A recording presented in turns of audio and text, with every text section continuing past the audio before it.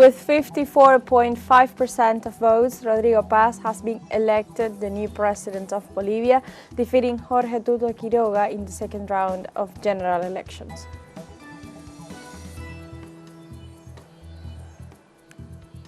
Venezuela celebrates the canonization of Saints Jose Gregorio and Mother Carmen Rendiles, the first saints of the South American nation.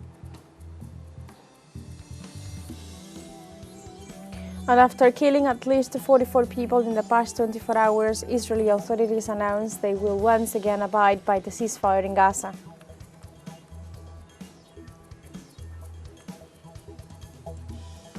Hello and welcome to From the South. I'm Alejandra Garcia from teleSUR Studios in Havana, Cuba. We begin with the news.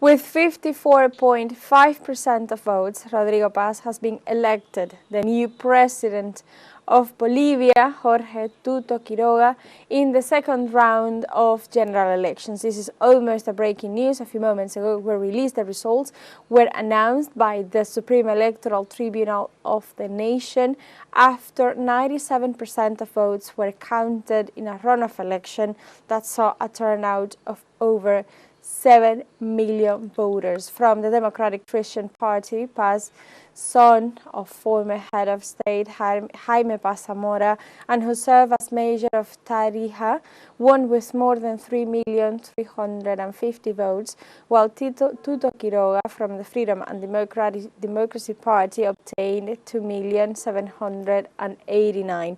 The results officially launched a new era of struggle for the indigenous communities of the country as it ends 20 years of social advances promoted by the left.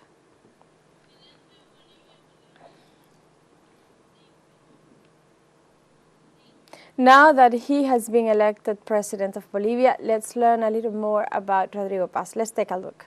Rodrigo Paz Pereira, son of former President Jaime Paz Zamora, whose term was consolidated with the support of dictator Hugo Banzer, began his political career in 2002. His subsequent municipal administration was marked by allegations of corruption and controversial public works. He was a clear promoter of the destabilization that led to the coup against Evo Morales and supported the regime of Janine Áñez, responsible for the Sencata and Sacaba massacres.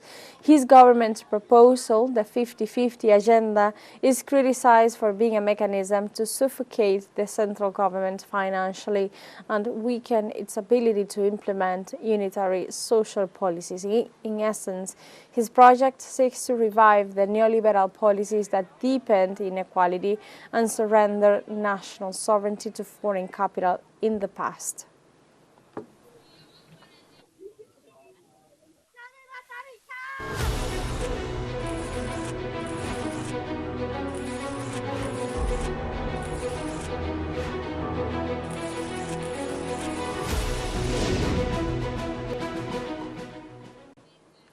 And in a ceremony led by Pope Leo XIV at the St. Peter's Basilica in Vatican City, Mother Carmen Rendiles and Dr. Jose Gregorio were canonized, becoming the first Venezuelan blessed to ascend to sainthood. Thousands of faithful and official delegations celebrated the canonization of 7 new saints of the Catholic Church. In this scenario, Pope Leo XIV highlighted the importance of these figures as living testimonies of faith, charity, and commitment to the most vulnerable. The canonization of Mother Carmen Rendiles and Dr. Jose Gregorio has been the most anticipated event for the Venezuelan Catholic Church in decades.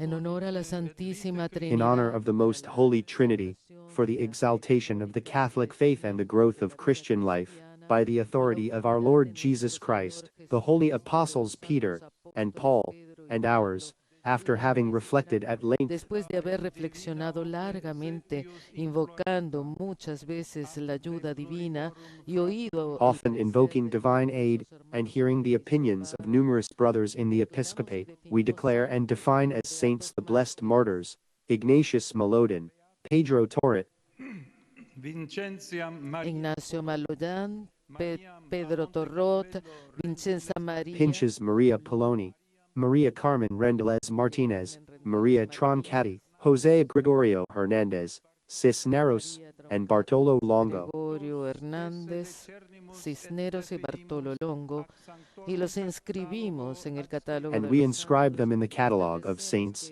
and we establish that, throughout the Church, they be devoutly honored among the saints, in the name of the Father, of the Son, and of the Holy Spirit. Hijo y del Espíritu Santo. Cardinal Marcelo Semeraro, prefect of the Dicastery for the Causes of Saints, honored the life of Saint Jose Gregorio Hernandez, praising his legacy as a symbol of faith and solidarity. Jose Gregorio Hernandez Cisneros, blessed Jose Gregorio Hernandez Cisneros, was born in Venezuela in 1864, studied medicine at the University of Caracas, and was sent by the Venezuelan authorities to further his studies in Paris, with the aim of establishing in his native country a number of professorships of which he became the holder. A public medicine practitioner, he conducted specific studies and received numerous awards. However, above all, he became famous as the doctor of the poor, because he treated those who had nothing to pay him for free. In fact, he even bought their medicines for them. Through this form of charity, he fulfilled his aspiration to consecrated life, which was denied him due to his fragile health. He died in a traffic accident while transporting medication to a sick child on June 29, 1919. He was identified by Pope Francis in 2021. The people of Venezuela celebrates with great joy and devotion the canonization of Venezuelans Jose Gregorio Hernandez and also Carmen Rendiles. Mother Carmen Rendiles, the Venezuelan president, Nicolás Maduro attended the national vigil at the Jose Gregorio Hernandez House Museum in Caracas. The event was marked by the faith and enthusiasm of thousands of faithful who waited for the canonization mass. In this regard, the head of state affirmed that Pope Francis fulfilled his promise of canonization for Jose Gregorio Hernandez, and now the Venezuelan people feel immense gratitude towards the Catholic Church.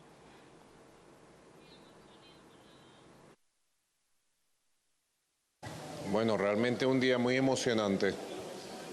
It is truly a very exciting day and a day of spiritual joy for all of Venezuela, for all Venezuelans and beyond our borders, because Jose Gregorio has always reached beyond our borders. He was always a saint here. We are in his home. I wanted to come to his home again. Siempre fue santo. Aquí estamos en su casa. Quise venir a su casa otra vez. Esto que inauguramos aquí como museo. This is what we are inaugurating here as a museum, where he lived here in Caracas, and we have also seen people in his notice since yesterday afternoon.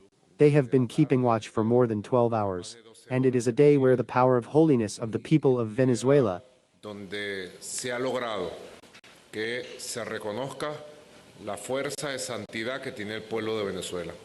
Primera vez que hay dos santos. has been recognized for the first time. There are two saints, a man and a woman, a great saint, Mother Carmen Rendiles, and the saint, the doctor of the poor, our Dr. Jose Gregorio Hernandez. Muy emocionante. Hemos visto toda la ceremonia.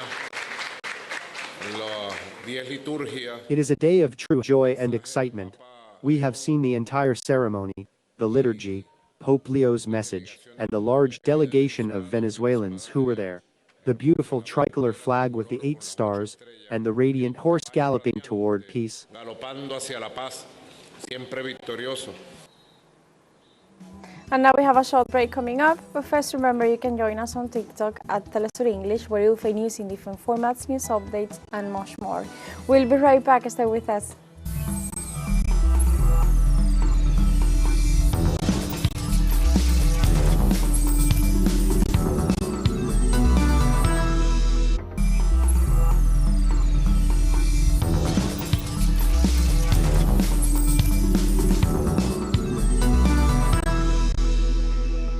Welcome back to From the South. Colombia condemns Donald Trump's accusations against President Gustavo Petro and denounces Washington's double standards in the fight against drug trafficking. The Minister of Defense assured that the statements of the President of the United States, Donald Trump, are a disrespect against national sovereignty. In addition, he reaffirmed that Colombian authorities are carrying out an intensive deployment to neutralize drug production and armed crime in the country. Meanwhile, the President of Colombia, Gustavo Petro, responded to the testimonies of the United States and pointed out that the boat that was attacked in the Caribbean had no connections with armed groups.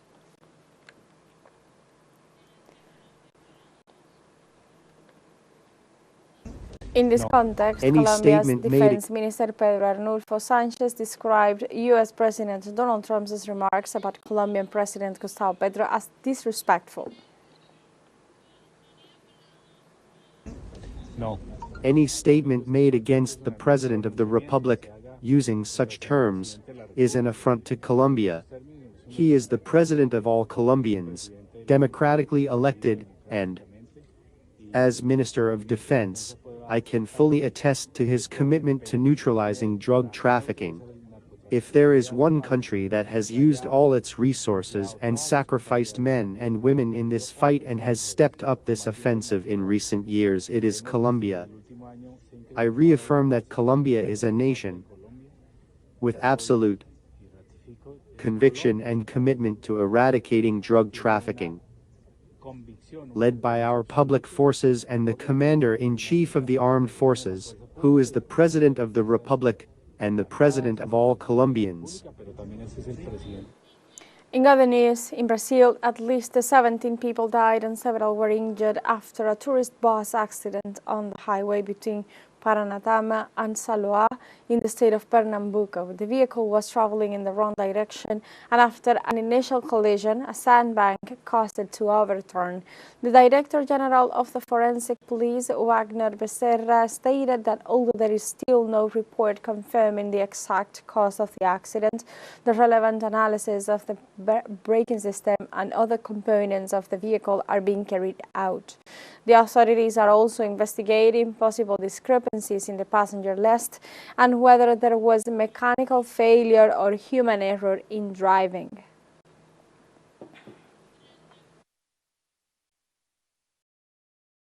And in Havana, Cuba, the first Granma Rebelde International Festival concluded, marking the 60th anniversary of the founding of the newspapers Granma and Juventud Rebelde. The meeting offered a space for political, academic, popular and cultural exchange, where participants from 30 countries came together under the premise of confronting media manipulation. During the first day, the festival focused on highlighting the role that the leader of the Cuban Revolution, Fidel Castro, played in the Cuban press. Additionally, it was an opportunity for different media outlets such as Al Mayadin, teleSUR, and Cuba Visión to meet and exchange experiences and proposals to dignify the work of contemporary journalism.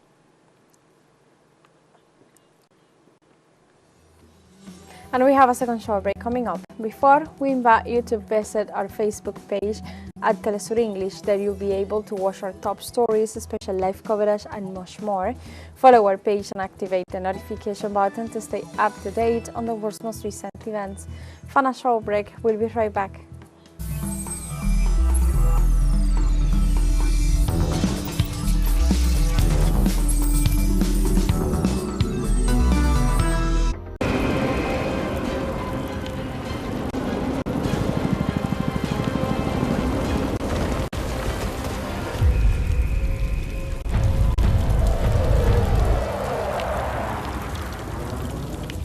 Welcome back to From the South.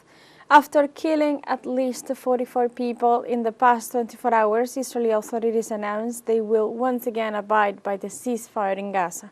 In the meantime, the Al-Qassam brigades, the armed wing of the Hamas movement, announced the discovery of bodies belonging to Israeli captives during search operations in the Gaza Strip, stating that they cannot be handed over due to ongoing Israeli attacks.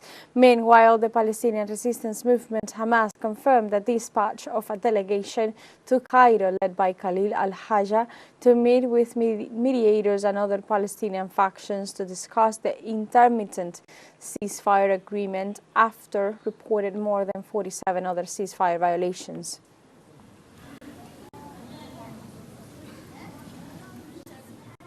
And in Palestine, health authorities received 29 bodies and treated 21 injured Palestinians in the last 48 hours despite the entry into force of the ceasefire. Gazan health officials reported that the number of Palestinian deaths in the Gaza Strip rose to more than 68,000 and the number of injured exceeds 170,000. They also reported that despite the ceasefire, there have been 27 Palestinian deaths and 143 injuries from Israeli attacks since October 11, 2025. Gazan authorities indicated that 15 additional unidentified bodies were also received from Israel, bringing the total number of bodies returned to 135.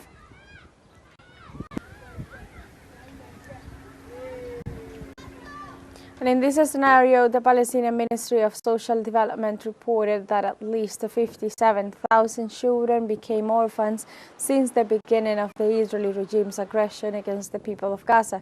Israel's genocidal attacks include the use of all types of firearms, which resulted in the destruction of infrastructure and society in the Palestinian enclave. The ministry warned that children are the group most affected by the occupation's attacks, as they have lost their parents and have been deprived of education and family stability.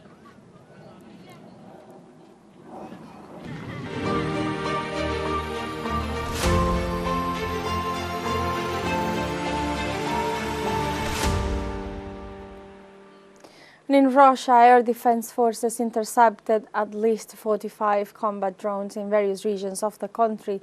According to a statement from the Ministry of Defense, the interceptions were carried out in 12 regions, most of them in the city of Samara.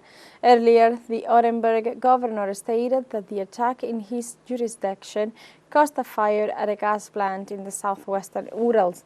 In this context, defensive operations forced the Russian National Civil Aviation Agency to impose temporary flight restrictions in at least 5 airports.